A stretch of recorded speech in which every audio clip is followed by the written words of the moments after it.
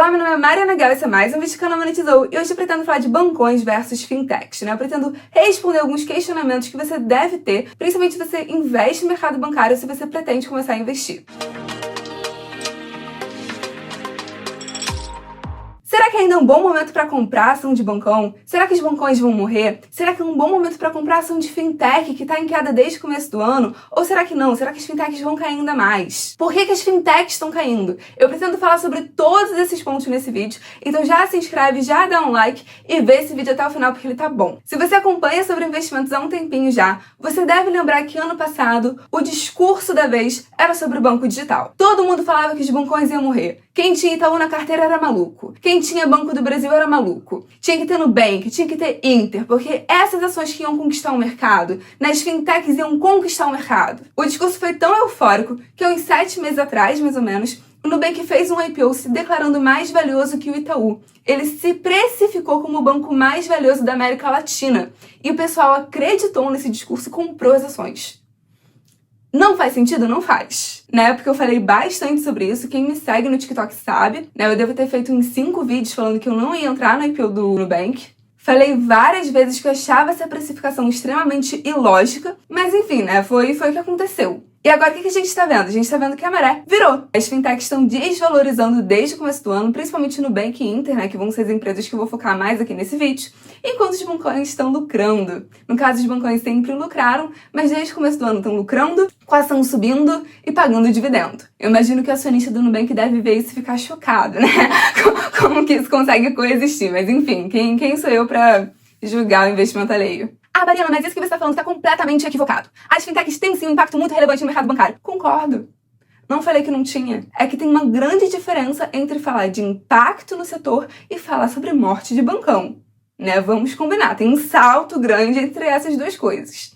Eu tenho um vídeo aqui no YouTube em que eu faço um estudo sobre a concentração do mercado bancário e eu falo bastante sobre isso, né? Recomendo vocês verem esse vídeo. Lá eu falo que o mercado bancário é sim concentrado, mas é competitivo, apesar de ser um mercado concentrado, que está se tornando cada vez mais competitivo por causa da entrada desses novos players, né, desses novos agentes, que as fintechs podem sim acabar comendo uma margem desse mercado, né, uma parte desse mercado, mas falar no curto prazo que o Itaú vai dar prejuízo por causa do Nubank é um pouco apelativo, né, para não dizer inimaginável. É uma fonte de preocupação? Claro que é, não tô falando isso. O mercado tá se transformando, as fintechs estão causando sim pressão. Existem vários dados no mercado que mostram que ele está se tornando cada vez mais digital, mais tecnológico. Por exemplo, os números de agências bancárias no Brasil está caindo desde 2017, né? Atingiu um pico de 21 mil agências em 2017 e desde então fecharam 4 mil agências. Isso não é um dado desprezível, mas falar que o Itaú, Banco do Brasil, que são máquinas de dar lucro, vão acabar sendo extremamente prejudicados no curto prazo, eu não veria assim. Eu ainda acho que são ótimos investimentos, principalmente se você vai falar de uma estratégia de dividendos, né, de uma carteira de dividendos. Mas enfim, antes de falar do lucro das empresas, né, partir para essa parte mais microeconômica, eu vou fazer alguns comentários sobre a situação macroeconômica que a gente está tendo agora. Né, qual é o cenário atual e que pode explicar um pouco sobre essa valorização dos bancões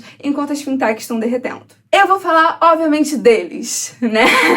Os juros, uma das marcas mais importantes da economia. Selic tá subindo, já subiu pra cacete e acredita-se que vai subir ainda mais. Juros americanos subindo também. Então, assim, renda variável como um todo tá sendo prejudicada, mas principalmente empresas de crescimento. Por quê? Primeiro, subida de juros acaba afetando a precificação dessas empresas. Quando os juros aumentam, elas acabam sendo precificadas para baixo. Então, número 1. Segundo, para ter crescimento tem que ter liquidez e empréstimo, duas variáveis negativamente afetadas com a subida dos juros, né? Você não vai querer tomar empréstimo com juros mais altos e você também não vai querer gastar dinheiro sabendo que se você poupar, você vai ter rendimentos maiores. Então, um investidor que pensa em comprar ação do Nubank, pensa em comprar ação do Inter, pensando que no longo prazo essa empresa vai crescer, ele olha para isso e pensa, caraca, talvez o crescimento da companhia seja afetado por causa dessas variações macroeconômicas. Terceiro, a gente está numa situação macroeconômica completamente caótica, né? Já falei isso aqui em vários vídeos, e somada a juros altos. O investidor vai correr para onde? Para o feijão com arroz. Renda fixa e pagadores de dividendos. Por quê? Porque ele sabe que vai funcionar, né? Não tem outra forma de falar, não tem por que se sujeitar a uma ação de risco, que seria o caso de uma empresa de crescimento, né? Empresas de crescimento são investimentos de risco. Você investe numa empresa de crescimento não pensando no lucro que ela está tendo,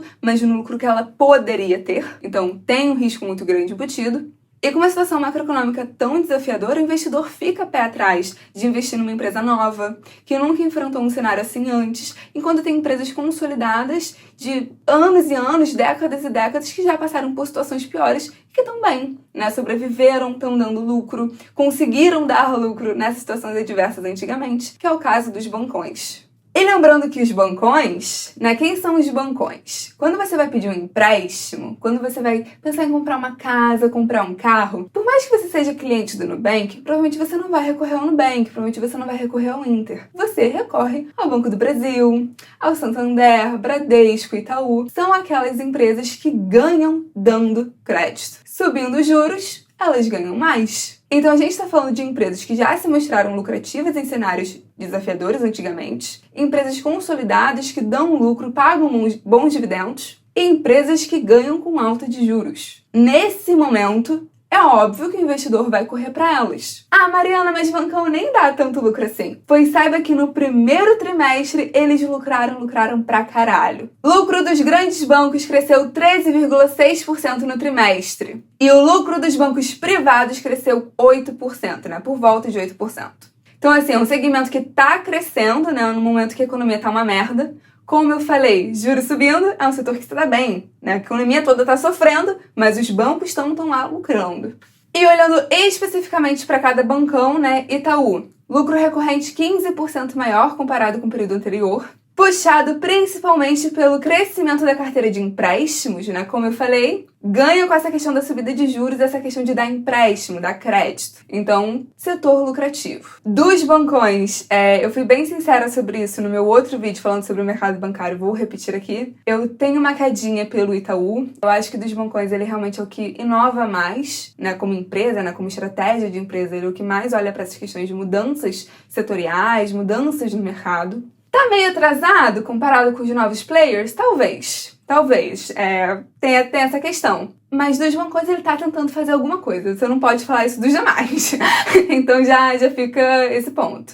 Ele tá com uma agenda associativa bem legal, né? Tá tentando criar um ecossistema. E tá fazendo compras interessantes, tá se aproximando um pouquinho de cripto, se aproximando desses novos agentes. Então, é uma empresa, assim, que eu fico de olho, pelo menos. Ah, Mariana, mas também olha o tamanho do Itaú, olha quanto lucro ele dá. É obrigação do Itaú fazer inovação. Concordo, mas tem um banco que dá lucro pra caralho e não faz porra nenhuma. Olha o Bradesco. Que porra é o Bradesco? Uma máquina de lucro também, né? Teve quase 7 bilhões de reais, né, de lucro nesse trimestre e não faz porra nenhuma. Não mostra uma aquisição, não mostra um planejamento estratégico de crescimento e inovação da companhia, não mostra nada. Ele tá bem na dele, tá confortável. Se ele quiser entrar na brincadeira de fazer aquisição, de fazer realmente esse planejamento que o Itaú tá fazendo, ele consegue, né? Dá muito lucro, as margens estão subindo, então tem dinheiro para fazer isso. Mas até agora preferiu ficar coçando o saco. Então, assim, uma decisão da companhia. Quando ele mudar, talvez o mercado olhe mais positivamente. Eu acho que dos bancões, né, das ações, se eu não me engano, dos que eu vou falar aqui, foi o que teve pior rendimento dos bancões. Imagino que o mercado tá precificando isso que eu falei, mas, enfim, bola pra frente.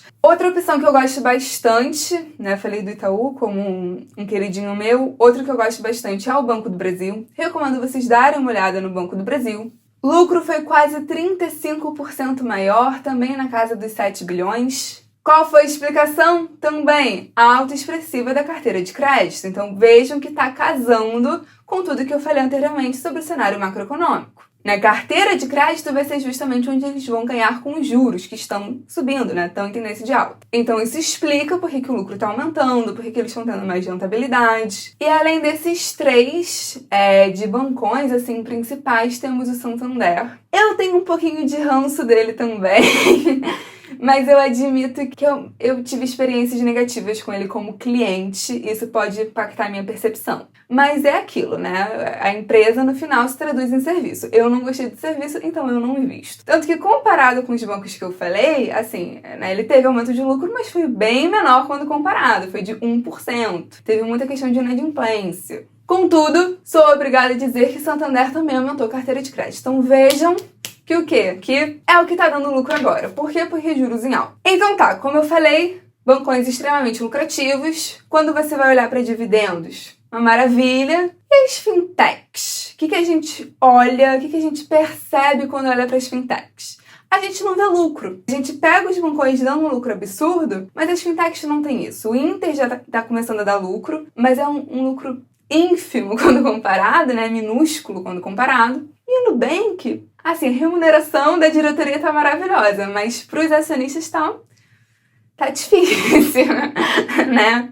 Companhia só dando prejuízo. Então, quando os bancões conseguem lucrar, mesmo em cenários difíceis, né? Por exemplo, lucraram mesmo na pandemia, estão lucrando agora, enquanto a gente tem a situação, quando a gente olha para as fintechs, a pergunta é, quando que eles vão começar a lucrar? Então, são duas estratégias completamente diferentes. Olhando para o primeiro trimestre do Nubank e do Inter, né, que eu falei que eram, enfim, as duas empresas que eu ia acabar focando um pouco mais nesse vídeo. Nubank chegou a reduzir o prejuízo, né, ficou uma coisa um pouco confusa, tiveram grandes veículos que falaram que o Nubank tinha chegado a dar lucro, mas não, assim, no meu entendimento, ele deu prejuízo, né, tiveram vários outros veículos que falaram a mesma coisa, várias casas de análise que falaram o que eu estou falando aqui agora, então teve essa confusão no resultado do Nubank, o que, na minha opinião, não é algo positivo, mas enfim, diminuiu o prejuízo, mas ainda está dando. E como eu falei, Inter tá dando lucro, mas muito pequeno. Então, o cenário que a gente tem, duas empresas de crescimento, Nubank tem um crescimento mais forte que o Inter, mas dando muito prejuízo. Inter consegue crescer dando lucro, mas ainda em margens pequenas, né? Tem que crescer muito para chegar no nível dos bancões. No caso do Nubank, teve a questão do IPO, né, que eu já falei aqui no vídeo, derreteu muito, porque enfim, eles chegaram com um preço muito alto. E aí percebam que eu estou falando de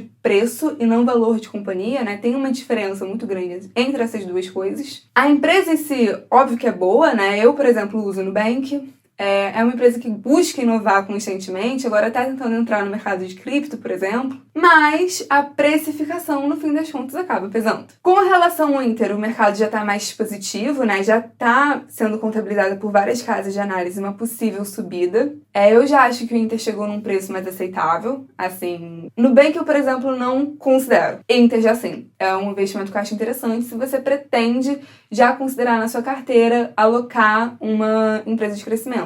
Porque realmente ele se descontou muito do começo do ano pra cá e já tá numa margem mais ok se você quiser colocar uma parte da sua carteira naquilo. Lembrando que é um ativo de risco. E agora eles também estão pensando em ir pra Bolsa Americana, então tem chance de ganhar visibilidade, etc, etc. Tem alguns caminhos interessantes nesse sentido. XP e BTG, também curto. Acho que XP é uma opção bem legal se você está pensando em considerar uma empresa mais voltada para essa questão de corretora, etc, né? Mais para esse mundo de investimentos. BTG também é uma opção bem legal, já é uma empresa que está começando a dar lucro, já está dando lucro de 2 bilhões, se eu não me engano, quase 2 bilhões. Ainda tá longe dos bancões, mas, porra, comparado com as fintechs, né, com esses novos players, tá muito bem. Muito bem. Então, duas opções também bastante interessantes para você analisar. Então, assim, considerando essa diferença de estratégia, quando você vai pensar em investir num bancão, que aí você já está pensando numa empresa sólida, numa empresa com muito lucro, numa empresa que paga bons dividendos, tem essa estratégia e tem a estratégia tipo, eu quero alocar uma parte da minha carteira em ativos com risco maior, ativos de crescimento, aí já não está pensando em dividendo, mas em chance realmente de ganho com o crescimento da empresa, etc, etc. Quais ações que eu recomendo vocês darem uma olhada? Como eu falei, gosto muito do Itaú e Banco do Brasil, gosto muito de XP e BTG, enfim, com ressalvas, dependendo de precificação, etc, etc. Em inteiro, o preço está começando a ficar mais convidativo, e acredita-se, né, o mercado está acreditando numa possível alta. Nubank caiu bastante, mas eu ainda acho que tá um pouco sobrevalorizado, então eu não entrei, honestamente falando. Talvez eu perca uma grande alta, talvez eu perca, mas eu tô tentando ser racional com relação a isso. Eu gostaria de terminar esse vídeo falando sobre isso, sobre a importância de ser racional. Porque o que mais tem era gente querendo comprar Nubank quando o Nubank estava no começo da IPO, né, valendo mais do que Itaú, mas agora tá com medo. Ou compraram Inter também no pico, mas agora não querem mais saber de fintech.